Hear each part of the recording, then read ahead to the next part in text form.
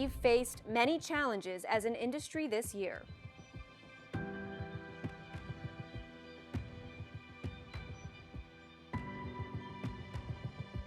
But the automotive aftermarket has persevered through it all. And our reach goes beyond the industry.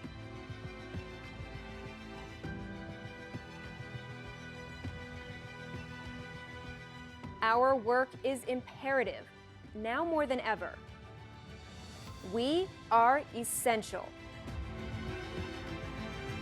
Together, AASA and the Auto Care Association have helped you navigate through this difficult time by providing education, resources, and important training for free. We have adapted to the world around us. The virtual AAPEX experience is a prime example of this. AAPEX pivoted into this format to bring value to you, connecting aftermarket professionals from around the world. Ultimately, we are advancing the industry and keeping people on the road to stay ahead of the curve. And now, please welcome the leaders of the associations which power AAPEX, Bill Hanby with the Auto Care Association and Paul McCarthy with AASA. Well, good morning, good afternoon, and good evening to all of you. Paul, welcome, and welcome to the virtual AAPEX experience. While we had hoped to be able to see all of your faces mustered into the Venetian ballroom, getting ready for breakfast and a great lineup of speakers, full of excitement to start the day on the show floor, here we are, 8 months later. It is probably one of the most unique experiences I've ever encountered in my 35 plus years in the aftermarket, and especially at AAPEX. Well, what a year, Bill. It's great to see you too, if only virtually. Yeah. It's great to see all of you as well. We appreciate you joining us. We hope the next few days of expanded training begin a future for AAPEX of enhancing its value in connecting with technicians. The most important thing, the heart of what AAPEX is fostering connections to set our businesses on a positive trajectory, even in this unprecedented year. We are here today because we are all essential. The entire aftermarket, no matter your segment of the industry, your job role, your duties, every part of the aftermarket is critical to keep our national and global economies running and to give us freedom with safety in a time of pandemic. We are essential to the pizza delivery person. We're essential to the men and women who work in the grocery stores. We're essential to the 900,000 law enforcement officers who climb into their patrol cars each and every day to keep us safe. We are essential to the first responders who put our safety above their own. All these men and women rely upon us for safe, reliable transportation. We are essential to the essential workers. We are proud to represent our industry, which includes billion-dollar manufacturers and retailers, family-owned warehouse distributors, and your local shop on the corner of Elm and Main. All these parts of the supply chain, all the roles, from the technician to the counter person, the warehouse worker, the person working in the factory making our parts, all were declared essential to keep our nation moving in one of its most challenging years. Your associations took fast action, redeploying resources at the state and federal level to have our industry declared essential. And we couldn't stop there. Our work in Mexico with partners Aridra and INA was instrumental in helping keep the vital supply chain flowing. Not only are your products and services essential to automotive, but many of you pivoted to produce PPE to help your communities. For that, our industry could not be more proud. We should also be proud of the fact that we not only are essential, but that we contribute significantly to the economy. We create jobs, we pay taxes, we own land, and we vote. These are critical elements when speaking to local, state, and federal legislators. And most importantly, during this unprecedented time, it calls for unprecedented collaboration and compassion from all of us. We can only succeed together. Now more than ever, we need to work with one another to preserve our industry and to make our voices be heard, and to ensure that each of us are able to be there to provide our unique essential services. And now, more than ever, collaboration amongst the associations is critical to our success. We have a common goal of preserving our industry and protecting consumers' right to choose where they have their vehicles repaired. Paul and I realized early on that the pandemic offered a unique opportunity for us to work together to ensure that our industry not only survived the crisis, but was positioned to take advantage of the opportunity that every crisis brings. Our associations have been representing you for over 100 years, really since the inception of the aftermarket and when the first car rolled off the line, regardless of the point in time, regardless of the crisis. And believe it or not, this is not the first pandemic we managed our industry through. And one thing that may shine as a ray of hope is that our board minutes following the 1918 flu pandemic show it was a turning point toward the growth of the automobile. And not for anything did the New York Times this year dub the car the ultimate PPE. Maybe we'll see some of the same on the other side of this pandemic to spur our industry's next century. So as demonstrated in 1918, as demonstrated in 2008, and now today, the aftermarket continues to be resilient despite crisis. Compared to new vehicles, compared to most other retail sectors, the aftermarket, the red line on this chart, sees much more stable demand. We are essential, and we're a great market to be in, rain or shine. And while we see key indicators like miles driven and sales take a tumble earlier this year, our V-shaped recovery is prevalent across a number of indicators, according to our joint channel forecast with IHS Markit. After falling 8.8%, the aftermarket is forecasted to grow 11.7% in 2021, on its way to a market size of $341 billion in 2023. We all know that the rubber hits the road for demand with miles driven. And since bottoming out at the end of March, we've seen a steady recovery in driving activity.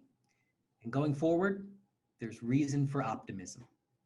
Yes, the new normal may see less white-collar commuting, but we are also seeing around the world a structural shift. From public transport to personal driving, people leaving densely populated areas to areas where life requires more driving. Just check out home prices in suburbs right now, or all the San Franciscans moving to Wyoming or Montana. If you're commuting less, you can live where you want to live, and you'll need that car. Another encouraging development is the return of factories to pre-pandemic levels. The orange line is capacity utilization for motor vehicles and parts, and the blue-gray line is industrial production of motor vehicles and parts. Both have rebounded quickly since April. With the production of vehicles and parts back to normal, we can expect the aftermarket to hold steady in the coming seasons.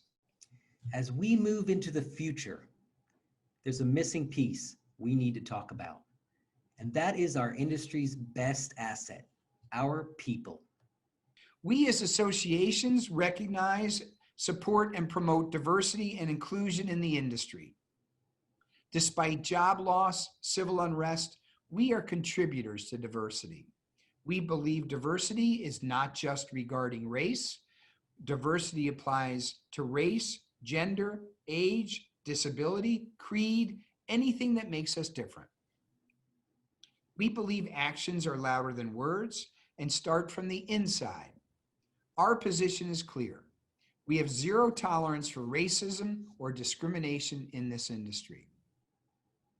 We recognize that while our industry has made positive strides, we still need more diversity. We can't solve this issue all at once, nor do we expect you to. What we do expect is that you'll take the time to examine your organization internally and take the small steps towards a larger solution. We ask that you join us in creating an environment where everyone feels safe at our events to network no matter their background. Well said, Bill.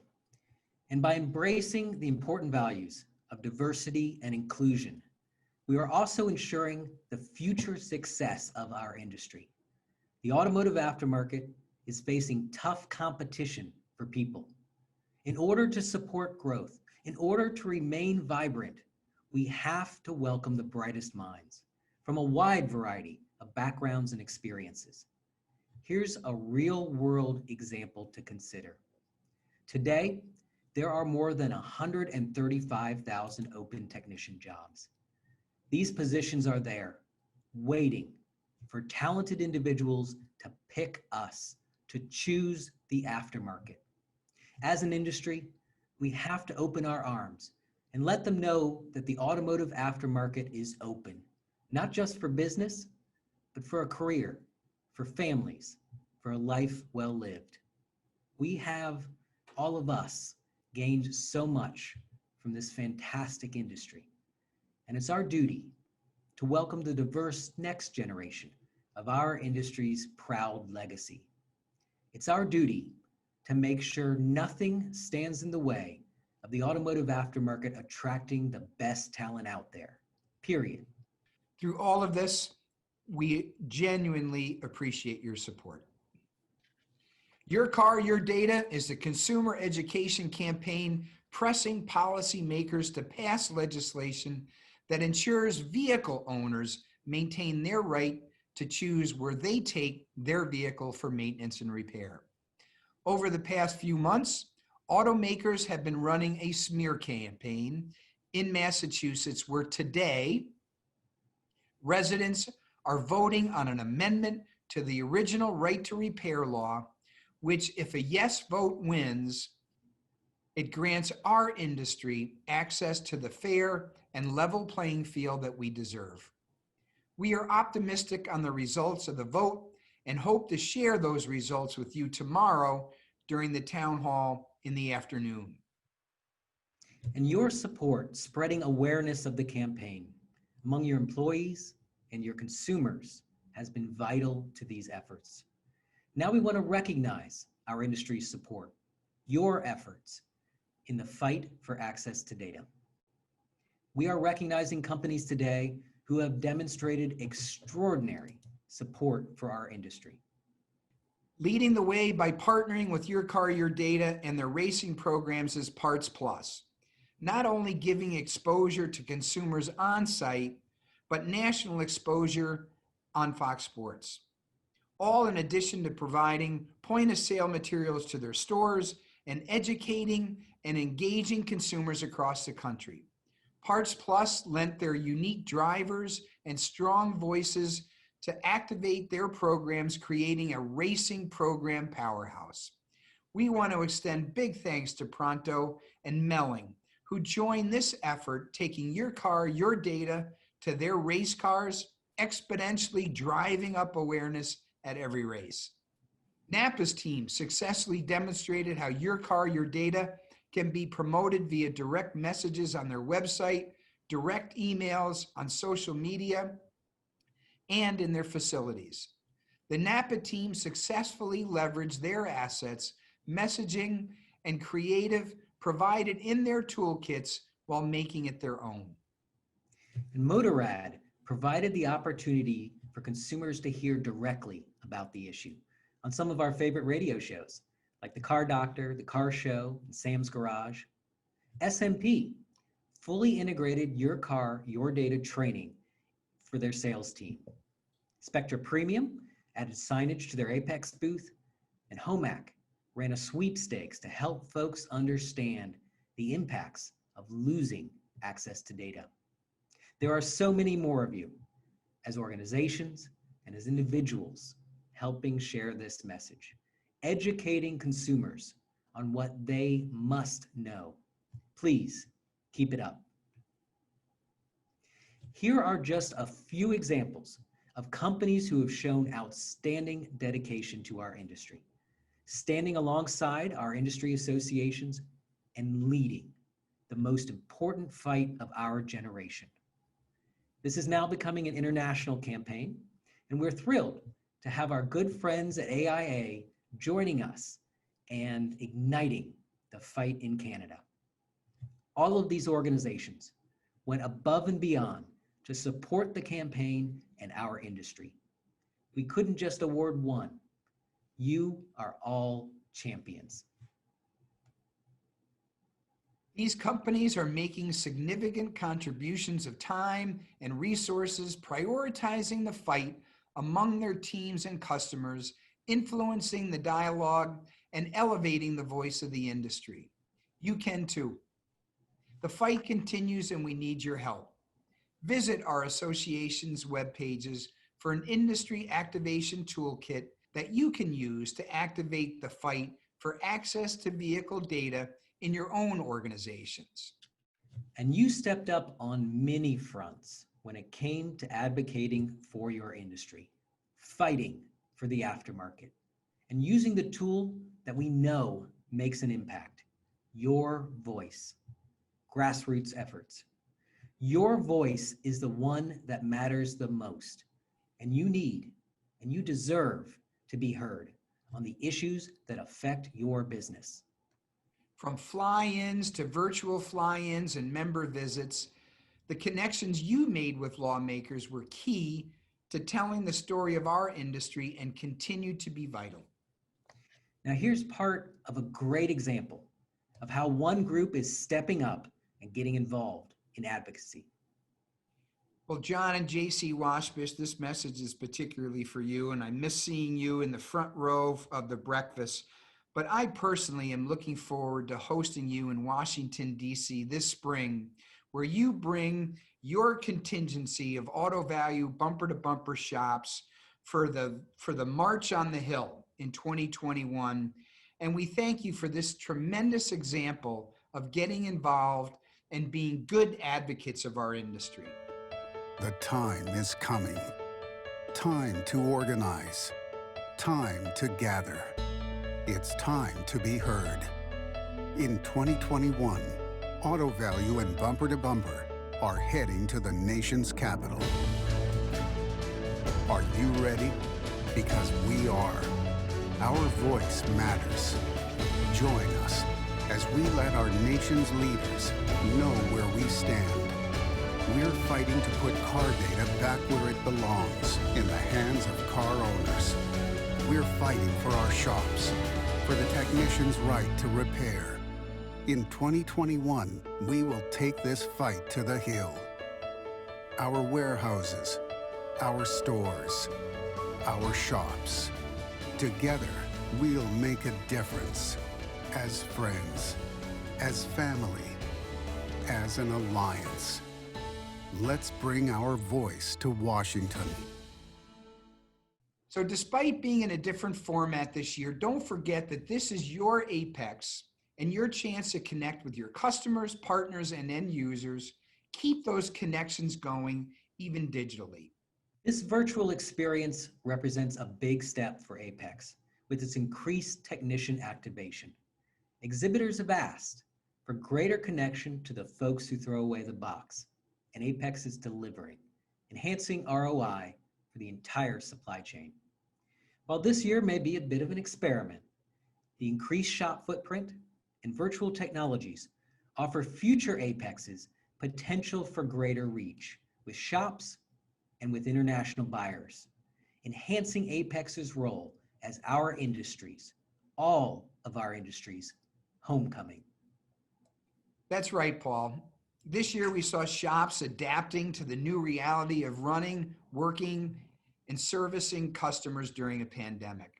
Your essential services kept Americans on the road, and your leadership and perseverance not only benefited the motoring public, but the entire supply chain of the aftermarket. Because we have more techs attending AAPEX this year, we'll keep them engaged for years to come, further strengthening the supply chain and your connections. Because of their commitment and never-ending drive, we created something special just for the valued professionals that throw that box away. The AAPEX Service and Repair Awards honor service advisors, shop owners, and technicians who have performed above and beyond this past year. We hope that you will join us on Thursday to celebrate their success and recognize these amazing professionals. And next year? And next year, we are hopeful to see you in person in Las Vegas at AAPEX 2021. To see each other, to partner for growth, because we understand the importance of relationships, of interaction, to solve industry problems and to grow together. Because for all of us, AAPEX is essential to do business, create lasting partnerships, and obtain the tools and training to keep you ahead of the curve, whether we are physically or digitally together. Well, thank you for listening. Now we'd like to have the main event, and welcome to this virtual stage distinguished leaders of the aftermarket for a discussion after this crazy year on what to expect on the road ahead. So we're proud to welcome Sue Gottschalk, President of Federated Auto Parts, Eric Sills, President and CEO of Standard Motor Products, Duncan Gillis, CEO of BBB Industries, Tom Greco, CEO of Advance Auto Parts, and Greg Johnson, CEO of O'Reilly Auto Parts. What a tremendous amount of industry wisdom, and we are truly honored to have each of you with us. Well, good morning, everybody. Thrilled to have all of you with us, and the very exciting part of AAPEX is to have all of you with us today. The first question that we're gonna pose is gonna go to Greg Johnson and Duncan, and I think that's the question that's on everybody's mind is what do you feel about the outlook of the aftermarket in this time of uncertainty? And Greg, maybe if you could take it first, and then Duncan. Sure. Well, Bill, I've been in this industry, as you probably know, for almost 39 years. And one thing that's consistent that I've seen is, well, two things really. One is change. Our industry continues to change and evolve. But our industry has been very consistent from a performance standpoint over the years. We operate we're very fortunate to be in an industry that is very resilient, and it's resilient throughout various economic changes. When economies are good and the economy's booming, our industry does well. Consumers have more disposable income, and our industry does well in that instance. And then on the opposite side, even during recessionary times, our industry holds its own and does pretty good. Coming out of recessionary times, our industry typically does very well because consumers tend to keep their vehicles and maintain their current vehicles. So I remain very optimistic. Short term, I would say coming out of the pandemic and heading into 2021, new car sales were softer in 2020, and miles driven was a little softer. It's starting to improve, but it's been softer throughout the year. And I see both of those changing for the better next year. I see that the result of the softer car sales will help us because people will continue to maintain the vehicles that they own as opposed to buying new vehicles. And I also see miles driven improving. Consumers, again, assuming there's a vaccine, that would help greatly, but consumers they've been pent up for a year and they want to get out. They want to drive their cars. They want to go on vacation. They want to do the things that they like to do and get back to some sense of normalcy. So for the short term in 2021, I'm very positive and remain very bullish for the long term on our industry. That's great to hear. How about you, Duncan, from the manufacturer supplier side? Yeah, look, I expect to see growth in aftermarket replacement parts. We're very bullish about 2021. We expect new vehicle sales to drop due to the uncertainty, and the only thing that could really impact any of that would be another set of major lockdowns in parts or all of the country. Barring that, we should be in great shape. And just to echo Greg's point, we're fortunate that our industry is not like a lot of others. I've worked in some that are just getting pummeled in this industry. We are relatively recession resilient, and we need to take advantage of that. So we're in a great position. Let's go drive some business. Great, that's encouraging to hear. Paul? So as Greg and Duncan highlighted, COVID has led to a lot of changes. Some pandemic related, some that might be more lasting. So what do you guys think are permanent changes that the aftermarket will see as a result of COVID? And Sue, let's start with you. Well, first of all, just kind of to echo what the previous two gentlemen have said is I think that we're very fortunate to have our industry deemed essential. We saw a short disruption and then a reasonably quick recovery. And it's certain that the e-commerce segment has largely outperformed the rest of the aftermarket recently, as consumers are opting for more online delivery due to brick and mortar closures and to limit exposure to the virus. So I believe that online ordering will continue to increase. I also think do-it-yourself has definitely grown, which is due in part to the stimulus and also to the fact that more people are at home due to the being self-quarantined. So I think that definitely going forward, digital is it's going to be there's going to be a larger focus placed on our digital resources. I also think that personal vehicles will likely continue to be used instead of public transportation for many consumers due to the threat of exposure to the virus. And hopefully this is going to offset some of the reduced miles driven that we are seeing now. So I believe we're also going to see distributors and retailers refine their sourcing strategy by opting to purchase more products from sources other than China. And I think that single sourcing could decline simply because the need for supply and security outweighs the cost of qualifying second sources. I also think that we will see more automation in the manufacturing distribution centers and warehouses. I think that automation is going to be put in place to guard against additional disruptions of the labor force. And as everyone knows, it's much harder now to find workers, and I believe that's going to continue. And I also think that COVID-19 has caused us to look at the safety of our employees and our customers under a microscope. And we've put many things in place that I think are going to continue into the future, such as the plexiglass shields and constantly disinfecting the communally touched areas. So I think all of these are going to be permanent and ongoing. Wow. Well, thank you, Sue. That's a lot of change. So Eric, what insights might you add? Well, it's hard to add to Sue's list. It was really, I think, very well thought out, and I agree with most of it. I agree with all of it. One thing, and we've all kind of started our statements the same way. We're a very stable industry, and so one of the things that you see is that even something as dramatic and unprecedented as this pandemic, I don't think it's going to cause any stepwise permanent changes to our overall market and how business is done. Near-term issues, certainly we're seeing, surges in DIY, impacts of miles driven that you're hearing. But I think most of that's going to fade once we really get post-pandemic. So if we're talking about true stepwise change, I don't see it. I think there's going to perhaps be some acceleration or deceleration of trends that were already there. And some of those I think Sue was already talking about. From a purchasing behavior standpoint, I think there is going to perhaps be a bit more of a shift towards e-tailing. People have gotten much more comfortable purchasing online. but there still is absolutely a physical touch required in a lot of what we do with professional installation. So it's not going to be this substantial shift.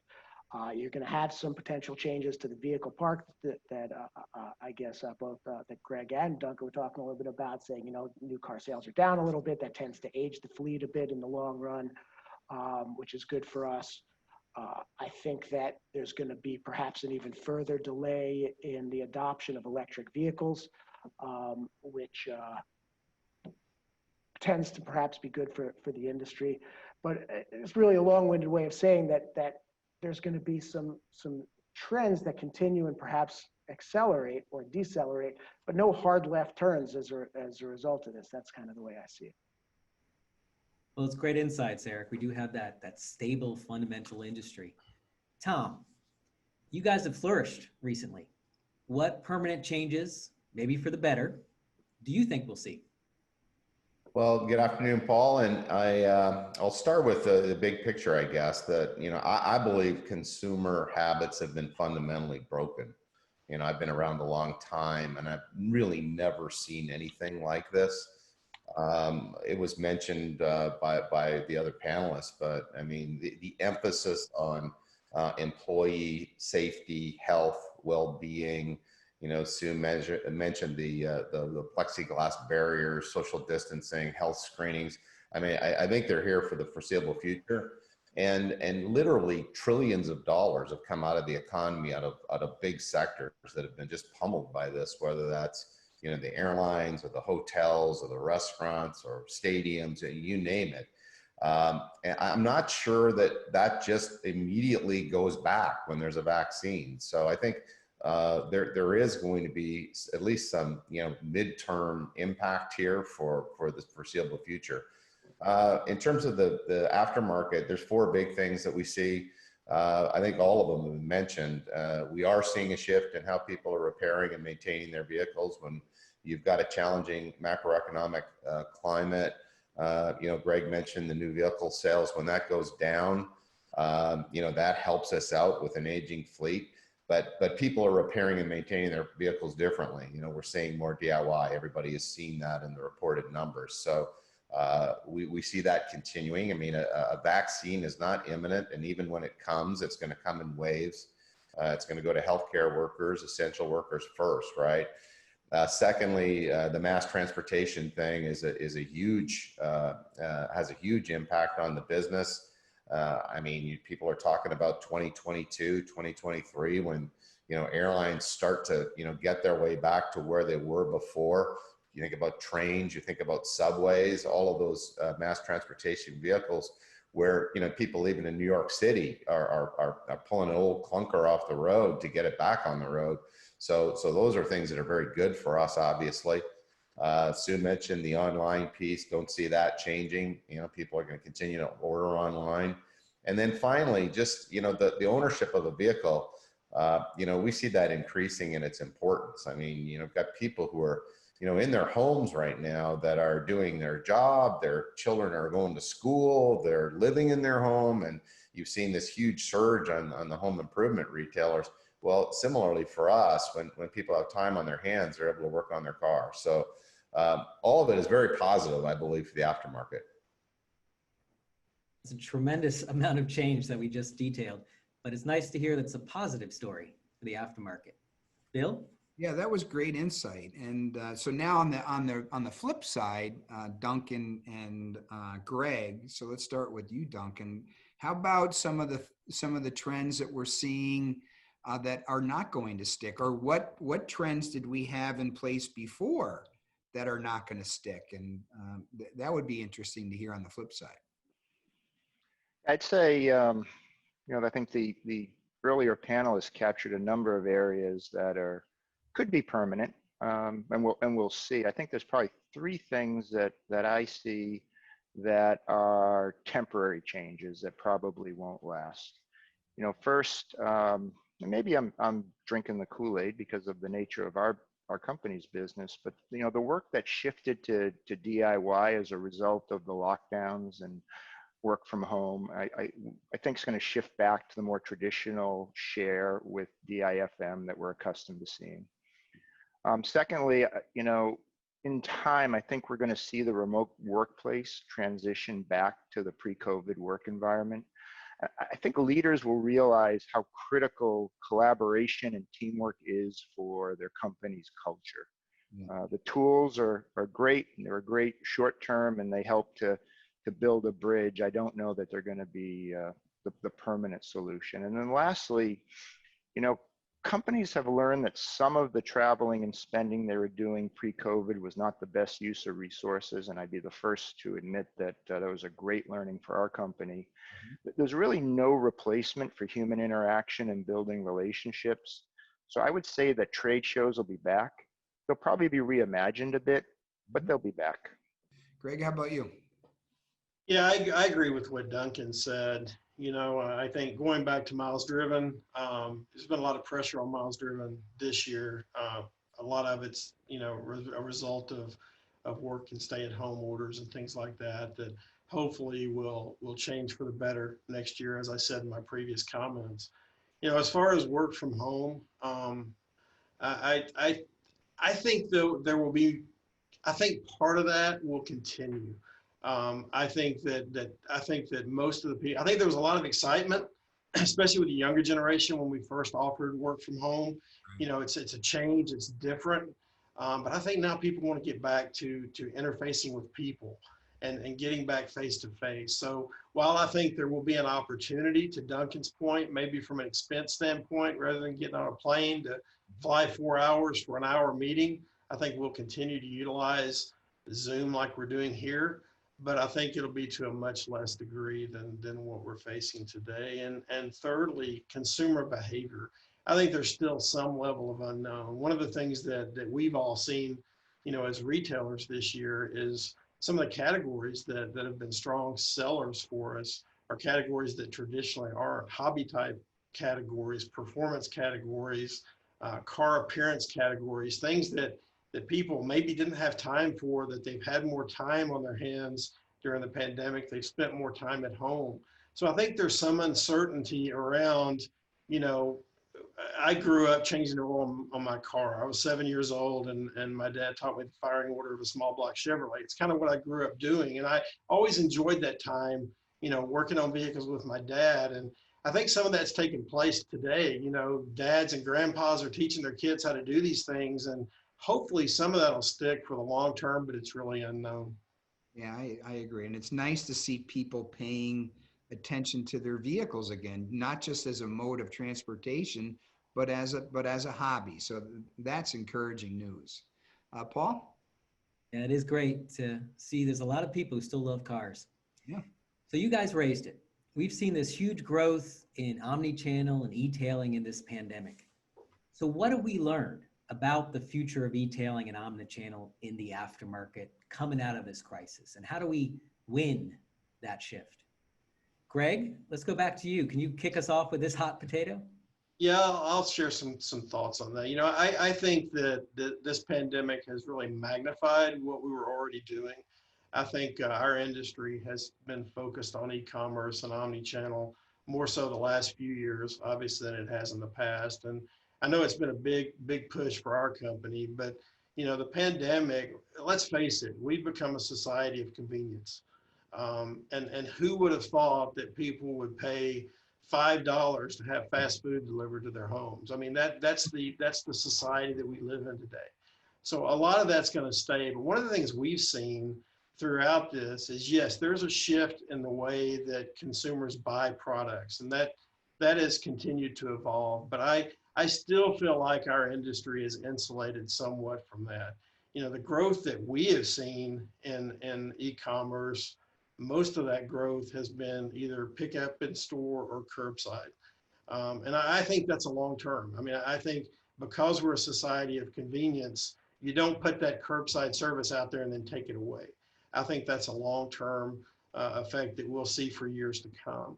But it's frankly, it's made us all better companies. I think it's made us focus more on e-commerce, focus more on the entire omni-channel experience. We've had to react swiftly to what's going on, but I still feel like that consumer needs the product more quickly a lot of times than the typical e-commerce channel can get that product to them. And I still feel like the average DIY customer needs the support, from brick and mortar retailers to help them do a lot of those jobs. Thanks, Greg. Those are great insights. Sue, what's the distributor's view of this shift? Well, the biggest takeaway for our sector in my mind is the need to have additional avenues available to maintain inventory turns and purchasing volume. While the B2B service dealers will remain our core strength, I think we've learned something about the need to sell anyone, anywhere, and however they want to buy. When repair shops either slow down or shut down, there's always a ramping up of resources and processes on their side to get back to 100% operational capacity. But during both their downturn and the subsequent recovery, cars are still in need of repair. So the difference is we've seen a shift towards the B2C, and an increase in that area may largely stay in place coming out of the pandemic, as purchasing and repair habits have been altered. For members already engaged in the B2C pre-COVID, they've experienced more than a 40% surge in just that e-commerce channel. So I think it's imperative that all of our members work to create a well-rounded omni-channel approach, B2B, B2C, and fulfillment, to keep inventory moving and maintain purchasing volumes and find those niche avenues to liquidate slow-moving or obsolete inventory, to make both their warehousing and merchandising operations as profitable as possible. Well said, Sue. Right part, right place, right time. So, Duncan, based on all that you just heard, what does this mean for manufacturers, this shift? Yeah, so I'm pretty optimistic about it, actually. I see the change as creating a lot of opportunity for companies in the aftermarket. Companies always have to adapt to meet the evolving needs of their customers, and the good companies do it, better and faster than others. With high-speed internet, social media, convenience of mobile technology, this detailing shift was already happening before the pandemic. And all that happened was COVID-19 put it into overdrive. And just companies in every category just need to focus on the customer experience and only on the customer experience, and rethink how they engage and serve their customers to meet their expectations. And as the others pointed out, we've been doing that in the industry, and we'll continue to do it together. Well said. Bill? Great. Thanks, everybody. And so now I'd like to get a little bit more personal on this. And as leaders, we've all been challenged during this crisis. And I'd like to know, individually from you, like how has this challenged your leadership skills? Any advice that you can pass along to our industry in terms of the way that you personally have adapted? And so maybe we could start with you, Duncan. Sure. This pandemic has been and remains the largest challenge I've faced in my 30-year business career. And it's because it attacks the supply chain, attacks manufacturing, distribution, logistics, and demand from our customers all at the same time, because it's attacking the people who make it all work. While we confronted the challenge out of necessity, we now have an opportunity beyond the crisis, I would say, to use the lessons learned to reimagine our potential. We can sort of reset our normal and how our work gets done to make it much more efficient and more effective. And that's really been our focus. And in terms of, sort of advice, I would say two things.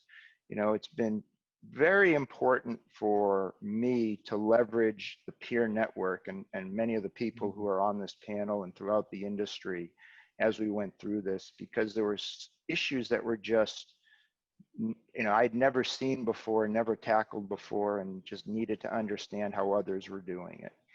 And then secondly, being patient and making decisions based on data and not fear has been very, very important. Tom, how about you? A couple of things, very similar to what Duncan said. I mean, it's there's three big themes and then kind of one overarching thing. I think the themes that I've observed are innovation.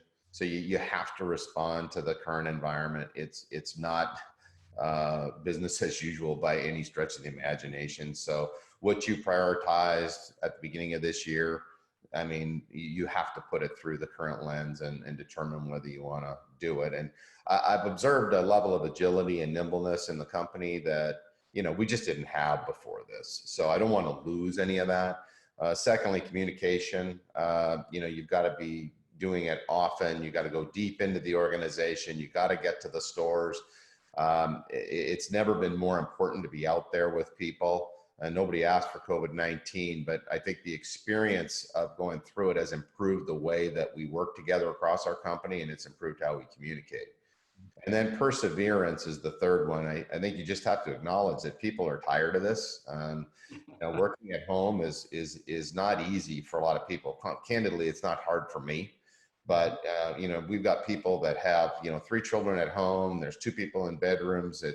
It's challenging, and you've got to figure out how to get around that, which leads me to the final point, which is, you really do have to prioritize the health, safety, and well-being of your team members and customers. I mean, we made that a priority here. I will tell you that a lot of people say it, but not everybody's doing it. And I'll just give you one recent story from my world where, like all of my peers, I'm sure you get emails and hate mail about things that people don't like. And I got one from somebody in Florida about a week and a half ago, and it was on a Sunday night. He basically went into one of our stores and he couldn't find something, and he was mad as a hornet. He sent me a note, and like others, we have a solve by sundown rule. We sent the note out by Monday morning at 9 o'clock. We'd handled it, but he sent me a note back saying, I want to thank you for this because, I don't normally send letters like this, but I'm undergoing cancer treatment for sinus cancer, which I've come to now know is a very painful treatment.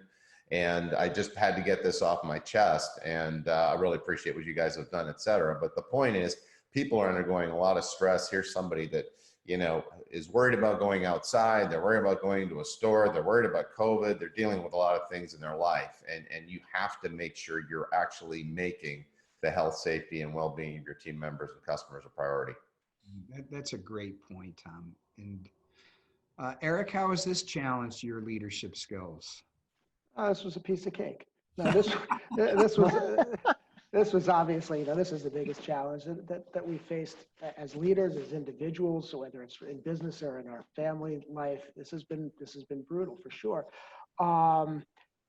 As a company, we always have our, risk management exercises. We say, okay, well, what happens if you have a hurricane in this particular location? How do you mobilize? How do you address it? And doing these tabletop exercises never could have prepared you for something like this, where you have a crisis hitting every single one of your locations at the exact same time, trying to keep the business operating. And as everybody said, most importantly, keeping your people safe, but not just keeping them safe, but keeping them calm, focused, and from panicking. And so a lot did have to do with communicating with the people, and we put in place mechanisms that we never had before with continuous town halls, virtual town halls, and really trying to get people to understand why we're doing what we're doing, which wasn't always that easy to do. We're out there saying we're an essential industry, and we have some of our people coming back to us saying, yeah, we get it, but you're trying to make it sound like we're, EMTs. We're not. We're slinging auto parts. You're really going to make me come in to work for that. So it's managing that expectation and trying to work our way through that. What I think very much helped, and crisis can very much pull people together to collaborate, and I did that with people on the phone. A good example is with Duncan and I have plants in the same town in Mexico.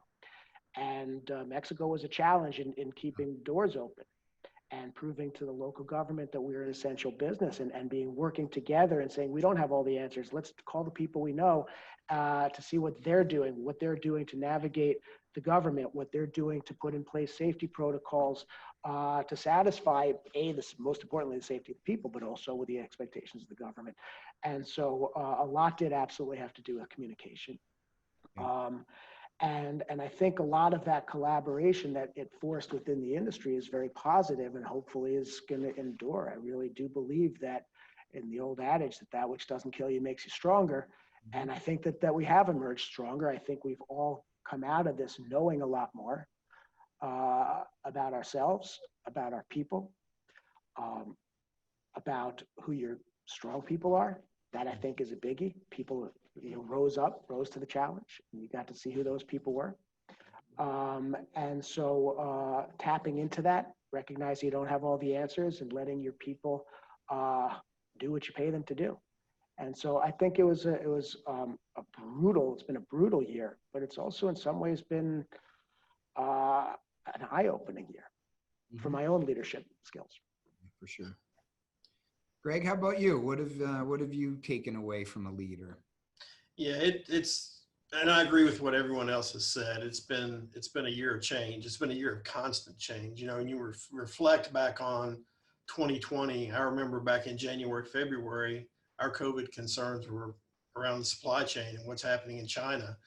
And then stay-at-home orders are released in March, and now the bottom falls out from a sales perspective. And now we're talking about, making some tough decisions on reducing hours and liquidity and things like that. And 30 days later, here we go again. Now sales spike. So now we're trying to ramp up. So it was a year of constant change, not only because of COVID. You layer in riots that we faced, had stores burned to the ground. We've had a record hurricane season this year. So there's just been a tremendous number of challenges that we've all faced as leaders. And it's not just us, it's leaders across the world have faced things that we've never faced in our lifetimes. And I agree with Duncan. This is probably the most challenging year from a leadership perspective I've ever faced. My recommendations to upcoming leaders, if they face challenging years like this, is very similar to what the others have said. You've got to communicate. You've got to listen to your teams. You've got to interface. You've got to collaborate. You've got to make tough, quick, decisive decisions, and you just don't look back. You make the best decision you can make. None of us have crystal balls. We don't know what tomorrow brings, and that's been evidenced more this year than any year in the history of this industry that I've been involved in. And just make the best decision you can and never look back. All right, Sue, you're a relatively new CEO within the past year. How's that been for you? Well, 2020 has been a year, that's for sure. I think, one of the things that you soon realize in today's world is you cannot become complacent in your leadership role. Yeah. You need to adapt and develop your team to adapt as well. There's certainly been extreme pressure brought about trying to maintain the well-being and health and safety of employees. But as a leader, you also have to be inspirational, you have to be comforting, while still continuing to push your people for performance. You're forced to look at the broader picture and plan for how things might unfold. And you're always concentrating and prioritizing on what is most important at the time. So during a crisis, having a cohesive team is critical. And I'm very fortunate that I have a team of longtime employees who are very dedicated, and they're able to easily flip into problem-solving mode. As a team, we were determined to continue to be there for our members and to help them in any way we could meet the challenges that they were facing. We have a great group of federated members, and taking care of them is just who we are and what we do. What great insight. And, as a leader, great advice to me and for me personally. I think the one thing, especially that Paul and I took away, when this occurred initially, we made a commitment to one another to make sure that we collaborate, to make sure that we show a unified front. And for the entire industry, I think that was a critical message. And it was obvious that the collaboration between supplier and buyer and customer was never at an all-time high. And I hope that is a trend that certainly will continue. So I want to thank all of you. Partner, I want to thank you. Paul, you want to close this out? And again, thanks all of you for joining us. Paul, take it away. All right. Well, thanks, Bill. Thanks, partner. And thanks all of you for sharing your leadership. What I really take away there, what you guys have made clear is that this really is a relationship industry. It's a people industry, and we really are an essential industry. Bill, it was great partnering with you. Have a great virtual AAPEX, and we can't wait to see you and our whole industry again in person.